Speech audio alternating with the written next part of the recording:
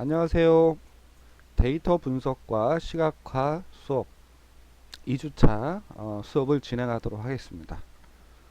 아, 제가 1주차 수업을 경험을 하다 보니까 음, 이 PPT 자료 형식을 가지고 설명을 주로 하고 마지막 시간에 실습 예제를 조금 내드렸는데 어, 이게 듣기만 하다 보면은 좀 지겹고 답답할 수가 있죠. 어, 지금도 여러분들과 오프라인 강의장에서 강의실에서 만나보고 서로 커뮤니케이션 하면서 수업이 이루어지면 얼마나 좋았을까라는 생각을 한 번 더 해봅니다. 오늘은 어떤 수업을 가지고 진행을 할 예정이냐면 우리가 데이터 분석과 시각화에 대한 수업을 2주차 강의를 하고 있는데 오늘 강의 내용은 이 전체적인 모습을 한번 미리 보기를 해보는 시간을 가질까 합니다. 그래서 그러기 위해서 그 툴에 우리가 사용하고 있는 툴에 어떤 전체적인 기능을 한 번씩 실습을 해보고 미리 경험을 해보고 하는 시간을 2주차 때 가질까 합니다. 그래서 미리미리 한번 학습을 해보고 그 다음 주차부터는 조금 더 디테일한 모습으로 강의를 진행을 할 거예요. 물론 이제 3주차 강의 때는 여러분들을 실제 강의실에서 만날 수 있겠죠. 그때까지 건강한 모습으로 별 탈 없이 잘 지내다가 오프라인 강의실에서 만나봤으면 좋을 것 같습니다. 자, 오늘도 물론 이 엑셀 도구가 있어야 돼요. 어, 그래서 이 엑셀에서 제공하는 기능 중에 이 둘러보기라는 기능이 있어요. 자, 이게 무엇이냐면은 어떤 자체적으로 제공하는 엑셀 파일인데 전체적인 기능에 대한 설명을 요약 형식으로 조금씩 해놨다. 그래서 이 기능을 가지고 우리가 미리 학습을 하면은 좀 더 효과적인 그런 수업이 되지 않을까 싶어서 해당 이 파일을 이용을 해서 수업을 진행을 하고 앞서 말씀드렸다시피 전체적인 내용을 보도록 하도록 할게요. 자, 해당 파일은 저와 동일하게 실행시켜서 만들기를 누르시면은 자동으로 시트가 생성이 되는데 물론 버전이 달라가지고 저는 이런 기능이 없어요. 어떻게 해요? 하시는 학생이 있을 수 있어요. 그래서 이 파일을 물론 강의 자료에다가 이 강의동에다 올려놓을 예정이에요. 그러니까 해당 주차의 수업이 진행이 되면은 다운로드 아마 받을 수 있을 거니까 그때 혹 없으시면은 다운로드 받아서 보시면 될 것 같아요. 자, 오늘도 수업 형식은 마찬가지입니다.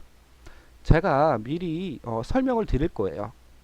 그래서 직접 컴퓨터로 하는 화면을 여러분들께 보여드리고 설명을 할 겁니다. 그리고 나서 러닝 타임이 한 25분, 뭐 많게는 30분, 뭐 이 정도가 되겠죠. 그래서 그 러닝 타임이 끝나면은 여러분들이 실제 영상으로 본 내용을 실제 이 파일을 가지고 직접 해보는 겁니다. 지금 제가 설명하는 시간에 직접 해보려고 하면은 이것저것 놓칠 수가 있어요. 그러니까 설명하는 시간에는 설명을 여러분이 들으시고 그 다음에 설명을 잘 들었으면은 실습은 아주 쉽게 할 수 있는 내용이기 때문에 물론 우리가 한 차시에 50분 정도 수업이 되는데 제가 설명하는 동영상 강의 내용이나 실습을 하는 그 시간하고 합쳐서 50분에 충분히 다 마무리할 수 있는 그런 예제들로 시작을 할 거니까 지금은 편안하게 이 영상을 보면서 주의 깊게 잘 들어주셨으면 감사하겠습니다. 자, 수업을 한번 시작을 해보도록 할게요. 해당 그 파일을 열었더니 밑에 보니까 시트들이 있어요. 그쵸? 시작, 뭐 더하기, 채우기, 나누기, 10번, 그 다음에 마지막 자세한 정보까지 나와 있는데 1번부터 10번의 내용이 우리가 하고자 하는 데이터 분석과 시각화 작업에 어떤 일련의 과정이 다 어느 정도는 기능들이 담아져 있다라고 보시면 돼요. 그래서 2주차 때는 이 내용을 중점으로 해가지고 미리 경험을 하고 3주차 때 오프라인에서 더 자세한 수업을 진행하도록 하겠습니다. 자, 참 구성이 잘 되어 있어요. 보면은 왼쪽에는 설명이 되어 있고 오른쪽에는 실습을 할 수 있는 예자가 되어 있어요. 자, 왼쪽에 설명을 제공하는 거는 해당 파일에서 들어있는 내용이고요. 이거는 이미지로 되어 있습니다. 이미지. 자, 그래서 여러분들이 왼쪽에 이미지가 있고 그다음에 오른쪽에 실습할 수 있는 실제 셀들이 있어요. 그래서 첫 번째 더하기라는 이 저기 시트에서 덧셈에 관련된 그런 내용을 수업할 예정입니다. 자, 여기는 보면은 무엇을 나타내려고 하는 걸까요? 우선 설명을 드리면은 요 테이블이 있어요. 표라고 생각해도 괜찮습니다. 네, 이 데이터베이스 용어로는 우리가 이제 테이블이라고 얘기를 하는데 해당 테이블에 보면은 필드가 과일하고 금액이라는 필드가 있어요. 그 다음에 밑에는 과일 필드에는 사과, 오렌지, 바나나, 레몬 과일의 종류가 있고요. 그 다음에 오른쪽의 금액에는 해당 과일에 맞는 금액이 이렇게 나와 있습니다. 오른쪽에 있는 테이블도 마찬가지로 육류 필드와 금액 필드가 있어요. 그 다음에 밑에 육류의 데이터가 있고 가격에 대한 데이터가 있습니다. 자, 밑에도 보시면은 항목과 금액이 있는데, 자, 항목에는 빵, 도넛, 쿠키, 케이크, 파이 이렇게 있고요. 옆에도 단가가 나와 있네요. 자, 여기서 할 수업 내용은 합계를 나타내려고 하고 있는데 다양한 방법이 있죠. 합계. 우리가 딱 보면 계산기로 두들겨서 합계를 낼 수도 있지만 그렇게 되면은 우리가 너무 어리석은 그런 일이죠. 자, 첫 번째로 수식에 대한 설명인데 해당 여기다가 요 합계를 낼 거예요. 첫 번째 방법으로는 셀에다가 직접 한번 입력을 해 보도록 할게요. 어떤 형식이냐면 계산기 형식이라고 보시면 될 것 같아요. 우리가 수식을 입력할 때는 항상 는으로 시작해야 돼요. 는. 자, 는이 뭐죠? 이렇게 생긴 거죠? 는. 자, 그리고 나서 합계를 낼 건데 아주 무식한 방법으로 제가 좀 무식하다는 얘기 좀 그렇지만 표현이 다 더해 보겠습니다. 자, 어떻게 더하느냐? 는 다음에는 우리가 이 마우스 커서를 이용해서 더하고자 하는 금액을 하나 선택을 해줘요. 자, 그러면 이렇게 되면은 내가 선택한 셀 번호가 밑으로 들어가면서 커서가 깜빡깜빡하고 있어요. 그 다음에 우리가 사칙 연산 덧셈을 키보드에서 더하기를 누르고 그 다음에 더할 데이터를 클릭을 한번 해보도록 할게요. 그럼 두 번째도 마찬가지로 DO라는 열번호와 행번호가 붙어서 셀 위치가 표시가 되죠.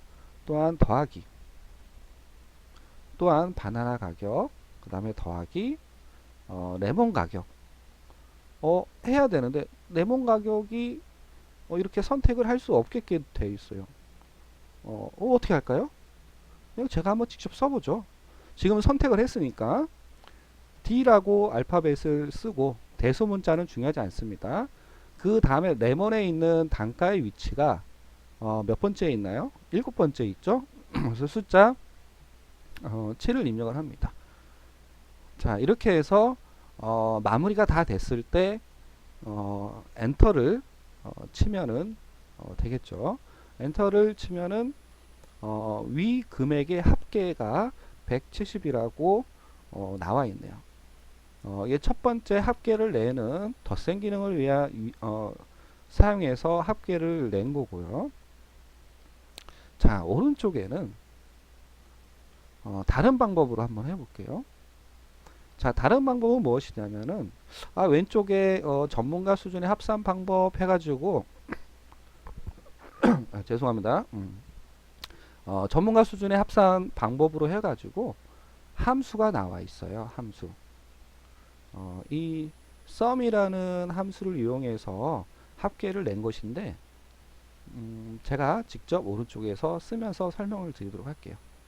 자, 함수를 작성하는 방법에는 여러 가지가 있습니다.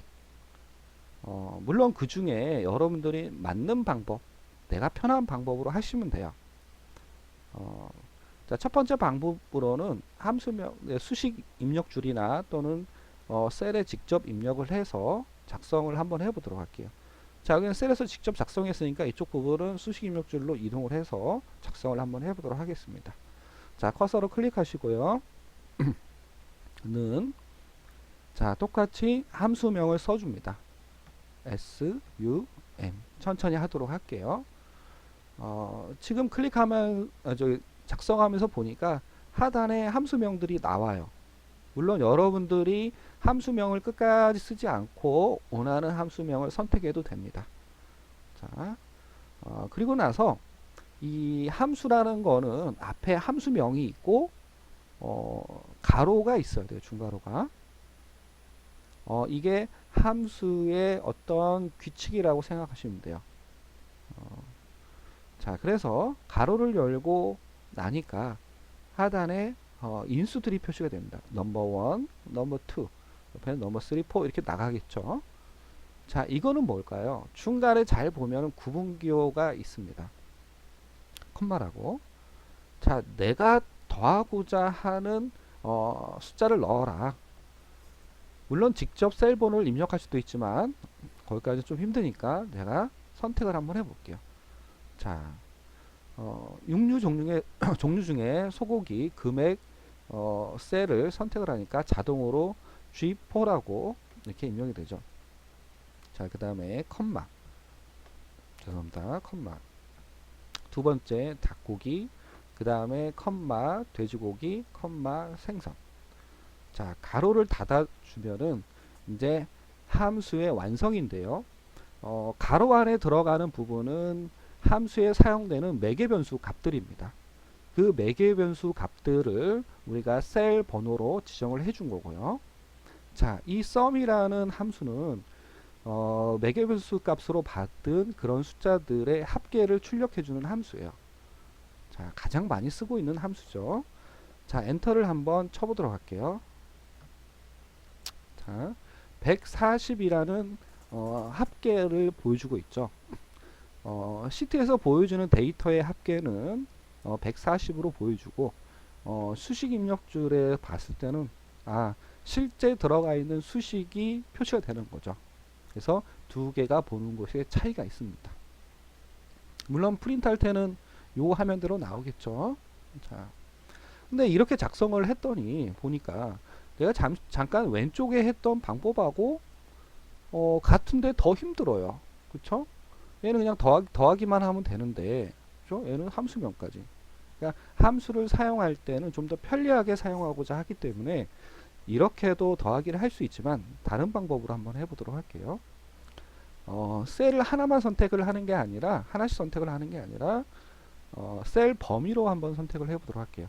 자, 수식 입력에서 수정을 한번 해보도록 하겠습니다. 자, 커서를 다시 놓고 지우도록 할게요. 천천히. 자, 백스페이스를 이용해서 지웠습니다. 자, 커서가 가로 안에 깜빡깜빡 하고 있죠. 그러면 이 sum이라는 함수는 매개변수 값으로 합계를 낼 숫자를 원하고 있어요. 그 숫자의 범위를 자, 드래그 앤 드롭해서 드래그를 해볼게요. 드래그 앤 드롭 하면은 내가 합계를 구하고자 하는 범위가 G4에서 G7까지 범위가 잡혔어요. 아까는 컴마 했는데 지금은 G4에서 G7까지 가운데 보면은 뭔가 기호가 다르죠. 자, 키보드에 보면은 있는 세미콜론 위에 있는 기호입니다. 자, 이렇게 해서 엔터를 쳐주면은 이렇게 결과는 똑같지만 우리가 하나씩 선택을 했느냐 아니면은 범위로 선택을 했느냐, 자 이렇게 알 수가 있죠. 자, 이렇게 해서 합계에 대한 거를 설명을 했고요. 뒤쪽에도 이런 함수를 우리가 계속 사용을 해요. 왜냐하면 우리가 기초 데이터를 수집을 해서 분석을 하려고 그러면은 어떤 함수를 이용을 해야겠죠. 그래서 함수를 앞으로 많이 사용을 할 텐데, 그래서 그 분석된 결과를 어떤 그래프나 차트 뭐 이런 것들을 피벗 테이블 등을 이용을 해가지고 시각화로 이제 진행이 될 텐데, 그 전에 함수 사용하는 방법을 저는 이렇게 지금 이런 식으로 직접 타이핑하는 방식을 좋아해요.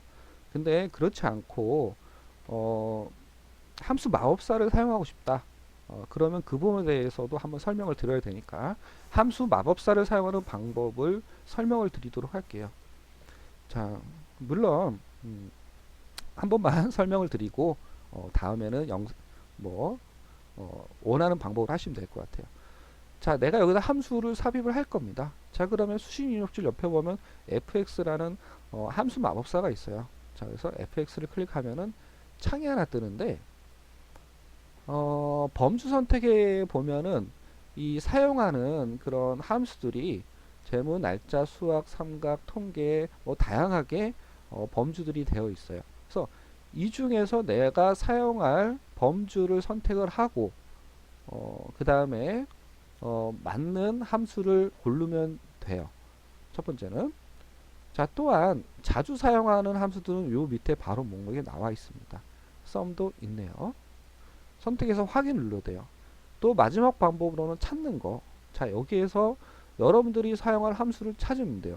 예를 들어서 제가 sum이라는 함수를 사용하기 위해서 sum 하고 검색을 누르면은 이렇게 검색이 됩니다. 그래서 어쨌든 여러 가지 방법 중에 편리한 방법으로 해서 원하는 함수를 선택을 하시고요.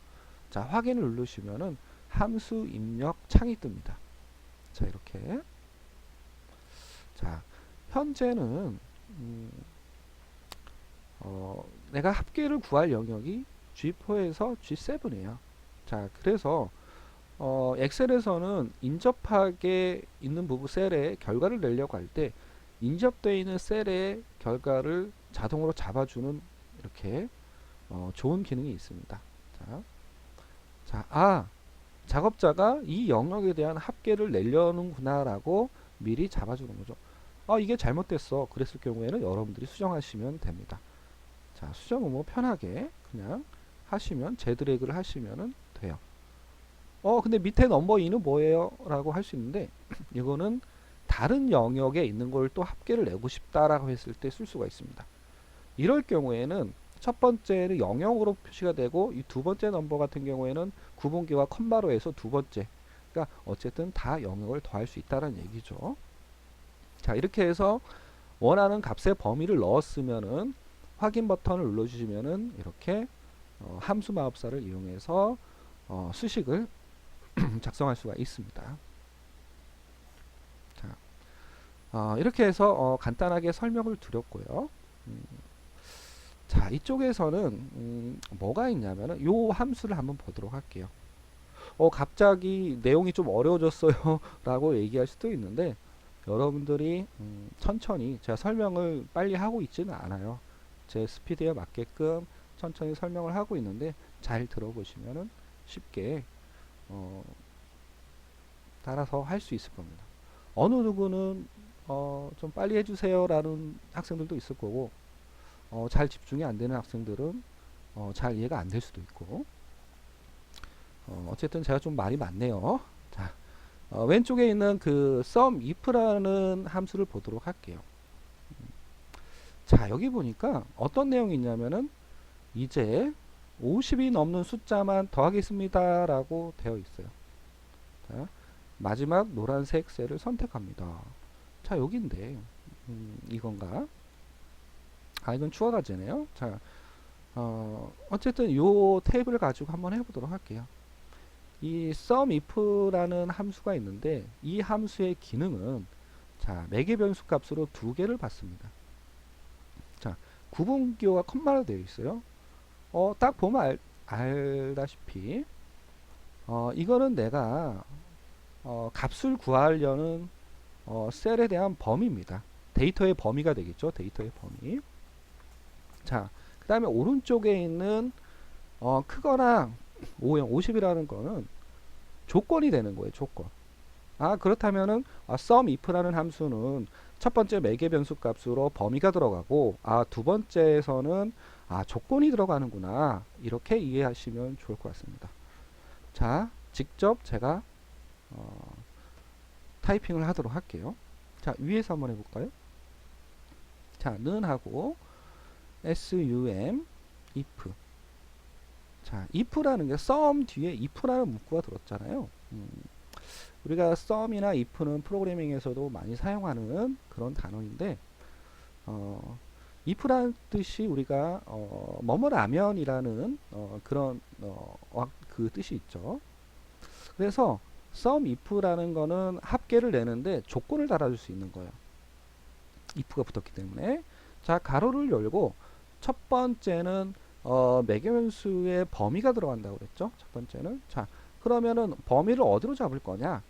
당연히 숫자 데이터가 있는 자, 50에서 140, 50, 20 범위 요 부분이 되겠죠. 지금은 설명 같은 경우에는 데이터 범위가 작죠. 근데 우리가 실제 데이터는 이렇게 몇 개 안 될까요?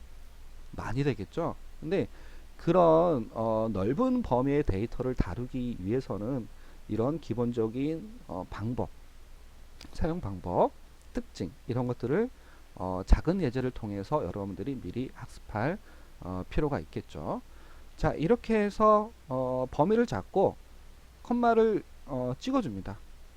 다음은 뭐가 나온다고 그랬죠? 조건이 나온다고 그랬어요. 조건. 근데 조건을 달 때 보니까 밑에 더블 커터가 있네요. 맞습니다. 조건을 줄 때는 더블 커터가 들어가야 돼요. 물론 함수 마법사를 사용하면 자동으로 생성이 돼요. 이 부분에서 여러분들이 헷갈릴 수도 있겠네요. 저는 더블 커터를 하고 자, 키보드에 있는 크다. 그쵸? 그 다음에 50 더블 커터를 닫고 가로를 닫겠습니다. 자, 두 번째는 이제 조건이 들어갔는데 죄송합니다. 50이 들어갔는데 해당 범위 내에서 50보다 큰 값 50보다 큰 값에 대한 합을 구하는 겁니다. 자, 엔터를 한번 쳐보도록 할게요. 컨트롤 엔터를 치겠습니다.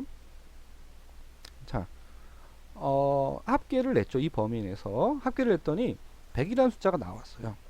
이 100이라는 숫자는 50보다 넘는 금액의 합계예요. 설마 이 50은 50보다 크지 않죠? 그렇기 때문에 적용이 안 되는 거고 100이라는 숫자만 적용이 된 겁니다. 그러면 50을 포함해서 한번 해보도록 할게요. 자, 그러면 옆에는 수정을 하는 거죠. 조건을 늘 한번 넣어보도록 할게요. 뒤에 있는 숫자보다 같거나 크다로 바꿨습니다. 그러면은 어떤 조건이 달라졌으니까 출력되는 데이터 값이 달라지겠죠. 자, 이렇게 했더니 200이라는 수치가 나왔어요. 그쵸? 50보다 같거나 큰 값에 대한 합계를 나타낸 거죠. 자, 이렇게 해서 200이라는 데이터 값을 얻어낸 거죠. 자, 이것도 하나의 기초 자료에 있는 데이터에서 50보다 큰 데이터가 얼마나 합계가 얼마냐 포함하는 데이터가 이걸 하나의 분석을 했다라고 볼 수가 있는 부분입니다. 그래서 여러분들이 너무 어렵게 데이터 분석과 시각화라는 수업에 대해서 너무 어렵게 생각하지는 말아 주시고요.